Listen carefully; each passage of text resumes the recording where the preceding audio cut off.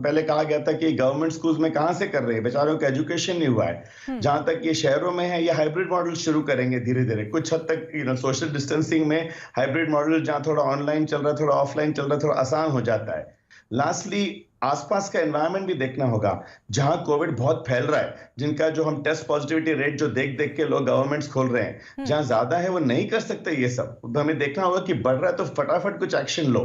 तो test positivity rate ये सब, तो ये सब चीजों के लिए एक लोकल मैनेजमेंट अगर ध्यान से देखे तो कुछ हद तक कम से कम हम खोल सकते हैं, मॉनिटर कर सकते हैं। आगे बढ़ना है, पीछे आना है कि खोलना है, ये भी सोच सकते हैं। एक पूरा प्लान बनेगा। मेरा मायने यही रहेगा, छोटे छोटे यूनिट्स में देखना होगा। कोविड में तो हमने खासकर ये देखा है, सेंट्रल लेवल में लिमिटेड एफिशिएंसी है कि छोटे छोटे यूनिट्स अगर अपना घर संभालेंगे तो काफी सारे कम से कम सक्सेसफुली ये कर पाएंगे। डॉक्टर अरविंद जोशी, कैसा माहौल होना चाहिए स्कूल में? क्या कहा आपने? किस तरीके का माहौल होना चाहिए? अब जब 1.5 साल बाद स्कूल खुलने जा रहे हैं, हालांकि छोटे बच्चों के लिए भी नहीं, वो धीरे धीरे चीजें आगे बढ़ेंगी, लेकिन किस तरीके की एडवाइस होगी आपकी स्कूलों को लेकर?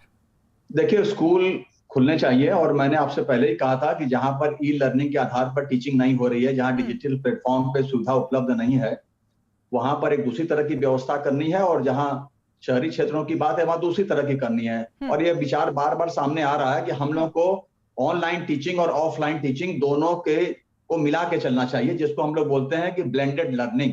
तो ब्लेंडेड लर्निंग उपागम जो है वो अब दरअसल में हमको लाना पड़ेगा।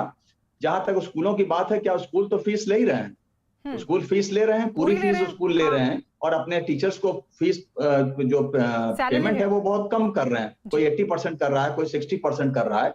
ये स्कूल की जिम्मेदारी है और पेरेंट्स की जिम्मेदारी होनी चाहिए। खास करके स्कूल इन्फोर्समेंट का जो सवाल आता है, ये इन्फोर्समेंट क्या है, लोकल लेवल पे अगर हम निर्णय लेते हैं, क्योंकि लोकल लेवल पर ही हमको निर्णय लेना होगा, क्योंकि हमको उसमें मालूम है कि यहाँ पर कोविड का प्रभाव है कि नहीं है। अगर प्रभाव नहीं है वहां पे, तो हमको वहां पे स्कूलों को खोलना है। और स्कूल की ये जिम्मेदारी होनी चाहिए कि प्रत्येक बच्चे को मॉनिटर करता रहे।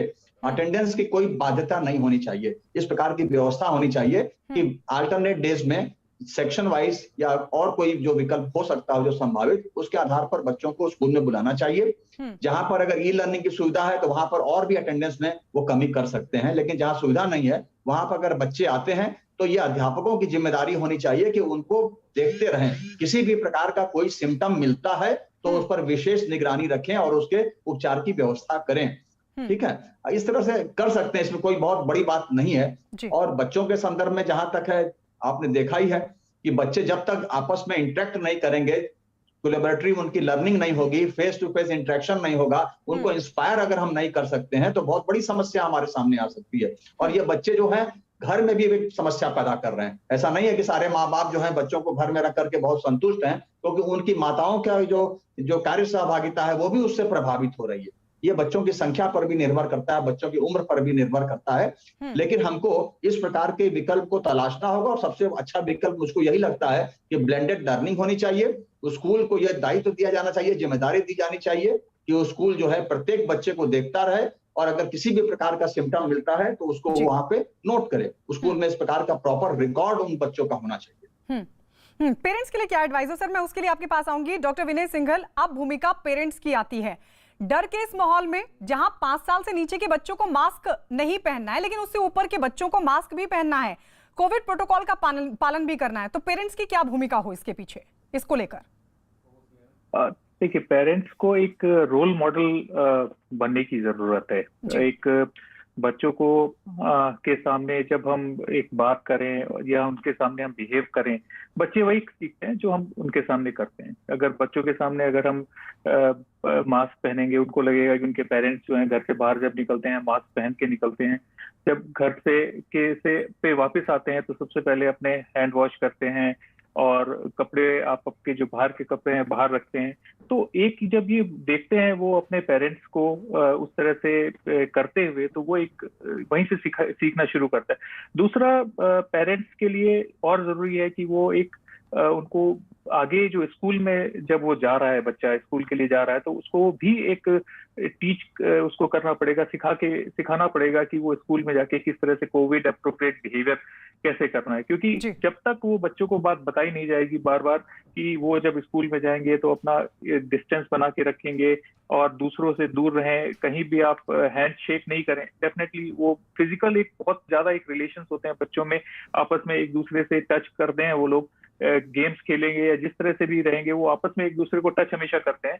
तो एक वो रिलेशन हम कहीं ना कहीं जो हमने सीखा है, बड़ों ने भी सीखा है कि हमेशा जो शेक हैंड से हम नमस्कार पे आ गए हैं एक तरह से, तो वो चीज हमने एक हमें रोल मॉडल की तरह उनको दिखाना पड़ेगा।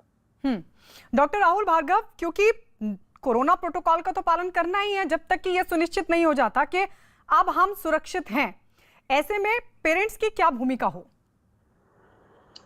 सबसे बड़ी बात है कि क्या हम 2022 जनवरी में ये मान पाएंगे कि हम सब सुरक्षित हैं? क्या कोविड वैक्सीन 100% को ठीक कर पाएगी?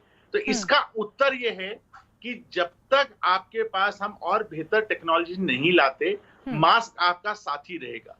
तो पेरेंट्स को ये समझाना, बच्चों में इनकलकेट करना बहुत ज्यादा जरूरी है कि मास्क ही सच्चा साथी है उनका।